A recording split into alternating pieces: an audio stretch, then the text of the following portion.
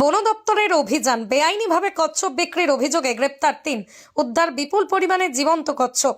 শীত পড়তেই বাজারে রমরমিয়ে বেআইনিভাবে বিক্রি হচ্ছে কচ্ছপ।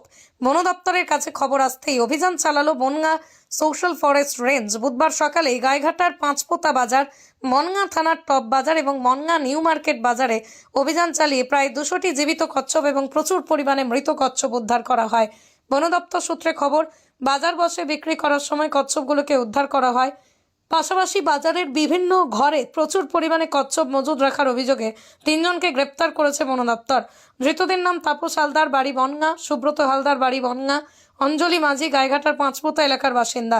সূত্রে জানা গিয়েছে, বন দপ্তরের আধিকারিকরা গাইঘাটার পাঁচপোতা বাজারে অভিযান চালাতেই বস্তা ভর্তি করে কচ্ছপগুলিকে লুকিয়ে ফেলা হয়। জেরা করে অঞ্জলি মাঝির বাড়ি থেকে প্রচুর বস্তা ভর্তি কচ্ছপ উদ্ধার হয়। পাশাপাশি টপবাজার এলাকায় একটি ঘরের মধ্যে বসে গোপনে কচ্ছপ কেটে বিক্রি করার পরিকল্পনা করেছিল তাপস হালদার।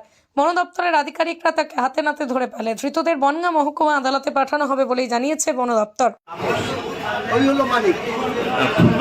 কি ঘর ভেঙে না মানে হ্যাঁ, দরজা ভেঙে ওই কিছু খোলা পেয়েছে, আরো দোকানে ছিল, দোকান থেকে কচ্ছপ কি পেয়েছিল দাদা? কিছু পাইনি, ওই কিছু খোলা ছিল, কচ্ছপের খোলা।